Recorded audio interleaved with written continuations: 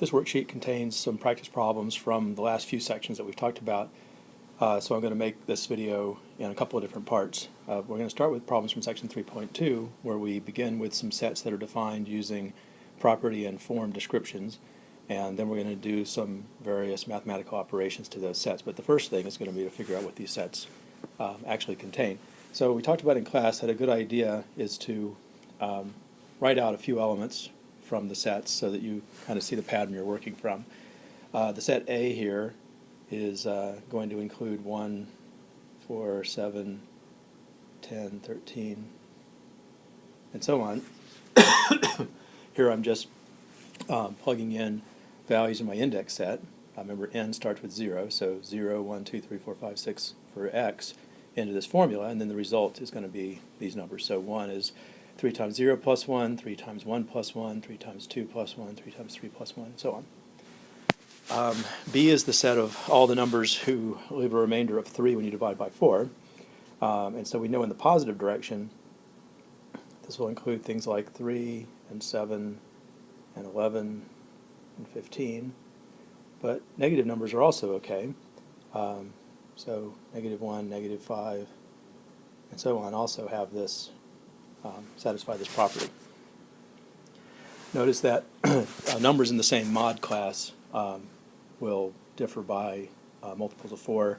So once we see the pattern where we're going up by 4 each time, it's really easy to extend that pattern down by 4. So remember, the mod 4 classes should have the differences divisible by 4, and so that allows you to extend that pattern. C, the C set, is another formula description where it says that we want to use the formula b squared applied to all the things that are in capital B. So in this case, the elements of capital B are these guys, and so this formula is just saying square these guys. So if I just square the ones that I wrote down, negative 5 squared is 25, negative 1 squared is 1, 3 squared is 9, 7 squared is 49, 11 squared is 121, and they would go on like that. So I'm applying the the formula squaring to each element of B. So take each element of B and square it, and that'll give you elements of C. And then finally, D is referring to the universe of elements of A. So I've got to remember what A was over here. And for each element of A, I'm applying the, I'm going to keep that element of A if it satisfies this property. So if adding 1 gives me an even number, I will keep that element of A. So that means that, for example, 1 is in A, and the statement 1 plus 1 is even is true. So using the number 1 for Z makes this a true statement, so 1 is going to be included in the set D. If I use the number 4 from A as my Z, then 4 plus 1 is even is a false statement. So 4 is not going to be included in my set. So basically, once you get going here, you realize that all D is doing is just pulling out the odd numbers from the set A. So where I had 1, 4, 7, 10, 13 in A, over here I'm going to have 1, 7, 10, oops, not 10, 13.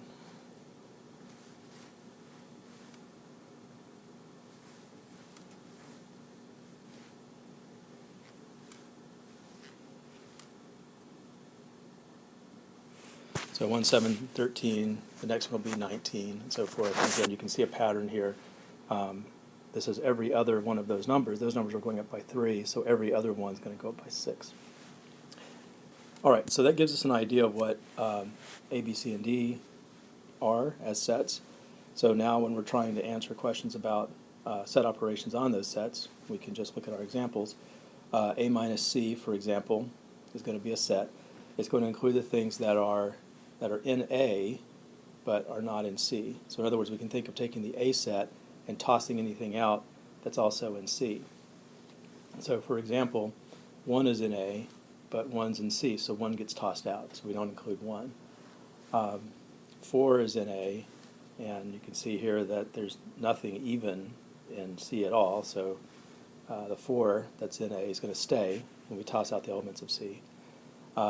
7 is not a perfect square, so 7's in A. Obviously 7's not in here. These are all perfect squares, so I'll keep 7. 10, obviously, from A is even, so that's not going to be in C.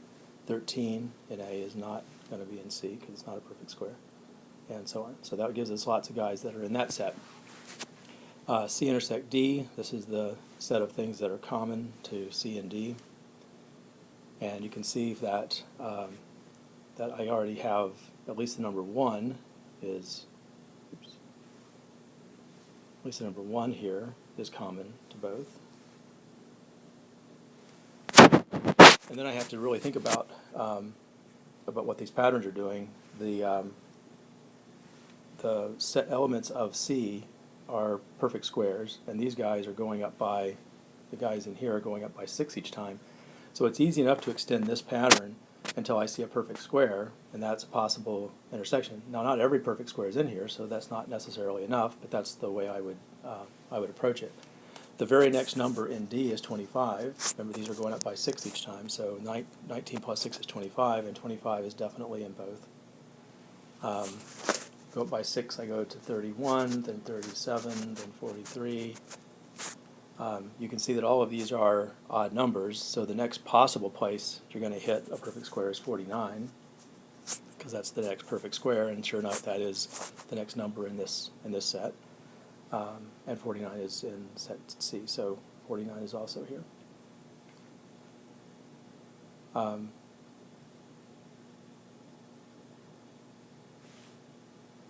So basically, between the two directions of this thing going up and down, I mean, these guys going up and down, positive and negative, if you look at the numbers here, what B squared really is all of the just odd perfect squares, and so that's what I'm trying to capture here. Anyway, so obviously there's more stuff in there, but that's how I would go about trying to narrow it down. For a problem with a Cartesian product, remember that these are going to be sets of ordered pairs, and the first element of the ordered pair has to come from the first set, so the first element comes from the set A. So 1 comma something, 1 comma something, 4 comma something. So I know that the first coordinates of these ordered pairs have to be from A, so numbers like 1 or 4 or 7 or 10 or 13 could be my first coordinates. So now all I need to know is what are the possibilities for the second coordinate, and so to do that I need to know what D minus B is. So I really should have first figured out a few elements in D minus B, and you don't need a whole lot of them if you're only trying to list 3 elements of this thing. So D minus B, remember that D was the sequence of numbers that were going up by 6 each time. B was this set of numbers that were going up by 4 each time. And so the intersection is the intersection of the difference.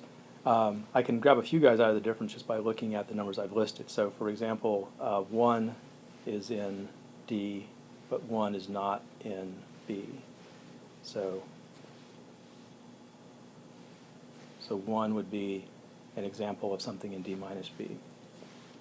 7's in D, but 7 is also in B, so that's not going to be in the set subtraction.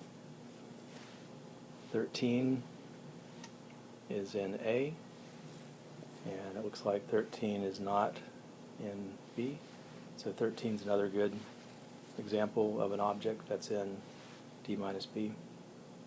And so there are more, but I don't really care. I just need a couple, because then I can just pair up the elements that I know from A with any of the elements that I know from D minus B. So as long as the first coordinate comes from A, right, as long as the first coordinate comes from A and the second coordinate comes from this set, then those ordered pairs will be fine. Something similar happens with this power set problem, because in order to do it, I first really need to know what B intersect D is. And again, I don't need very many elements of this to write down just 3 elements of the power set, but I need to know something that's in there. So back to the top, B intersect D. I think I can get them both on the screen at the same time. Let me just write it up here so I don't have to keep moving it down. B intersect D is going to have, let's see, 7 is in both B and D. 19 is going to be in both B and D.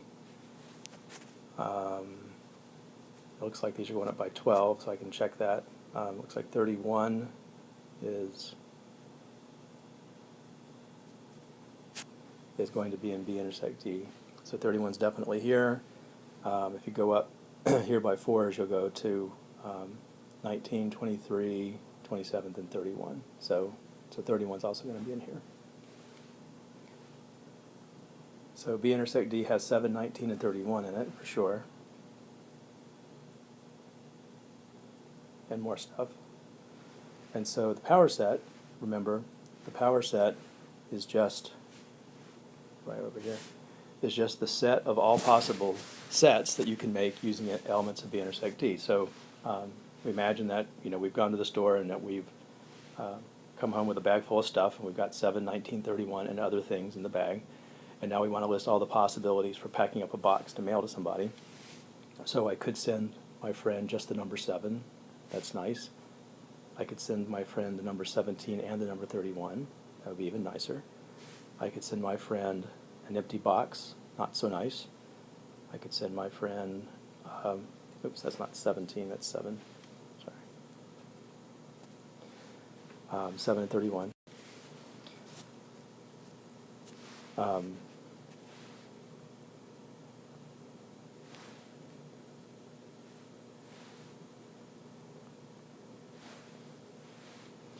So here I could have 7 and 19 and 31.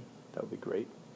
And so on. So there's lots and lots of these. In fact, there's infinitely many of them because B intersect D has infinitely many things in it. But those are a sample of some of the objects that are in the power set. Power set of B, Cartesian product with the power set of D. Again, this is a set of ordered pairs. So I'll have pair, pair.